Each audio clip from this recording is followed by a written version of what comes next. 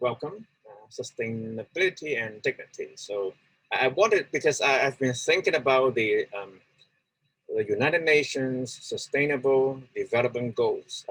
I've been thinking about the theoretical background or even the philosophy behind sustainability.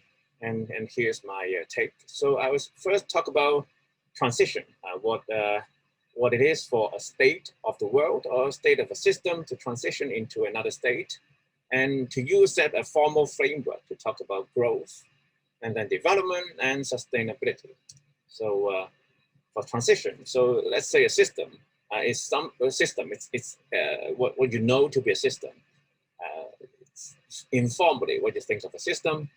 A system is constituted by state transitions given input. So let's say a kitchen is a system with the humidity, the pressure, and then there's a kettle of water being heated at the atmospheric pressure. So atmospheric pressure, that's the pressure that we're typically at.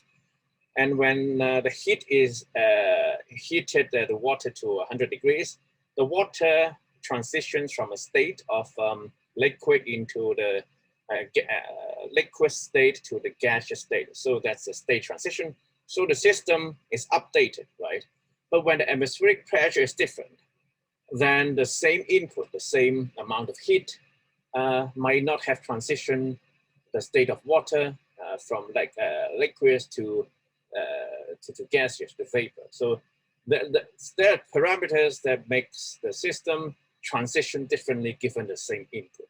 So these input, output, state transition, these are the way we characterize a system.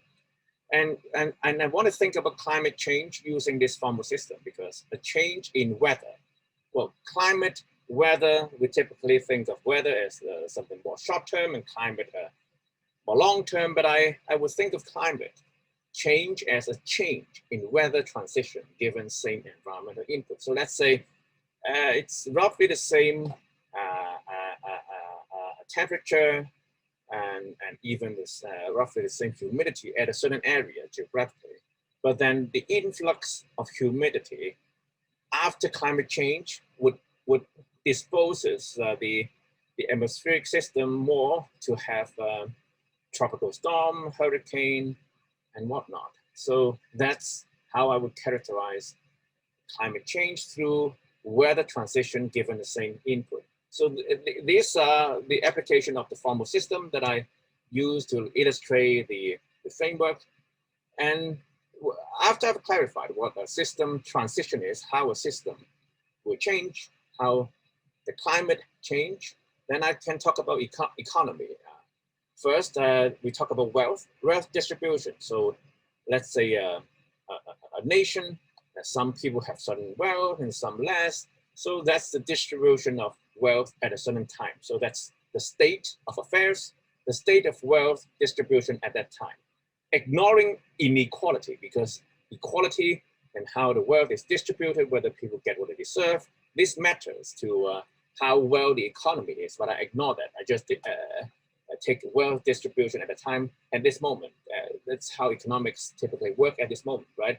So when it transitions into a better wealth distribution at a time, that's growth. That's how the economic, that's what economic growth is. That's roughly having more money. So the wealth distribution better through, as a sum or each individual having more money. So that's economic growth, and sustainable growth would be, it keeps growing, it keeps growing. Of course, the expenditure, right? So, but in the end, there are growth. So even with expenditure, you still get to have more, maybe ignoring how much you spend.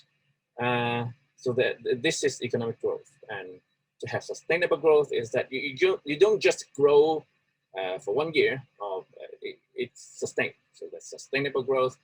Yeah, better and better local economic state given the same economic situation. Of course, this has to hold fixed the whole system.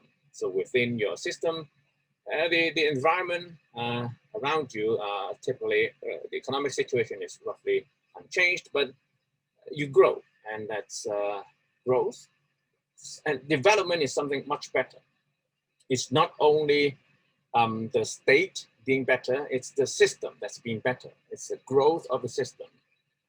It's so after a system grew, given the same state with the same input, it transitioned into a better state. So let's pretend that climate change. Let's pretend that there's an evil demon who wants climate change, and for it, the development of the climate is that when it maximizes chaos, let's say. So a slight increase in humidity would cause a big change, a lot of hurricanes and all that. So that would look like a climate change and global warming as a development. But of course, we don't want that. We want the same kind of state, the same humidity with the same input, but we do better by the same resources, the same natural resources, the same amount of raw material, but then we will transition it into a better state. That's development. Given the same state, with the same input, we improve more, we grow more. So that's the improvement of the system.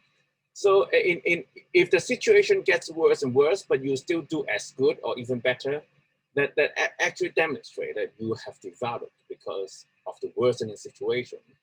And along with that line, we can see how poverty in developing countries, how is it that donation constitutes growth without development? Because it's from the outside.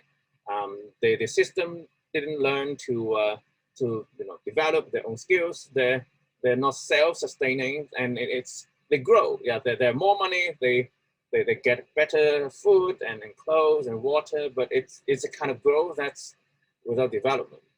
And along that line, we can see that instead of mere donation, and even some people would talk about helping developing countries through helping them build better infrastructure, right? So that's one thing, instead of mere donation. And on the other hand, self-generated growth it indicates better economic development, because that's something that you learn to do better, to improve the state of affairs, to improve your economic state, to grow economically. That's something you do yourself. And if you do that yourself, it's more likely that you will develop. So in the same situation, you would have responded better than before. And this avoids complacency. And complacency is something like, well, I want to grow because I want to make more money than the other nation, so I can look better.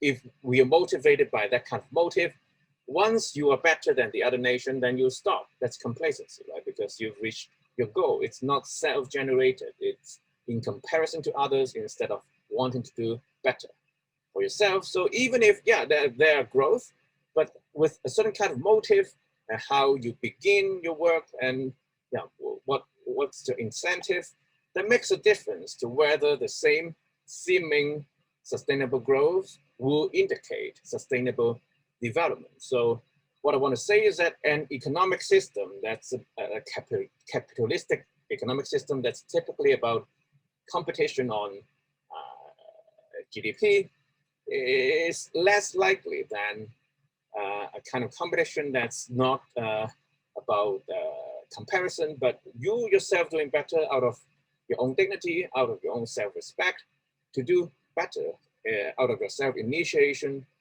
to better the system, to have your own self-generated growth. Because out of that, it's more likely than not that the growth indicates, the sustainable growth indicates a sustainable development. So that's the summary. Let me summarize a little bit, because so I've talked about a formal framework about transition from state to state. The same state, given the same input, transition into the same posterior state. But after, so that's when the posterior state is better, that's growth. But if you have developed, if the system is better, given the same state, same input, the posterior state will have improved much more, and that's development. And the point is, okay, so there are development, but would the development sustain? And I will suggest that an instrumental, consequential economy is less likely than the kind of economy that talks about, some talks about the capability approach, about developing our personal potential, but there are also something that's from dignity, and it relates to human rights as well. And if we talk about how we are to maximize dignity, that's more pertinent towards sustainable development.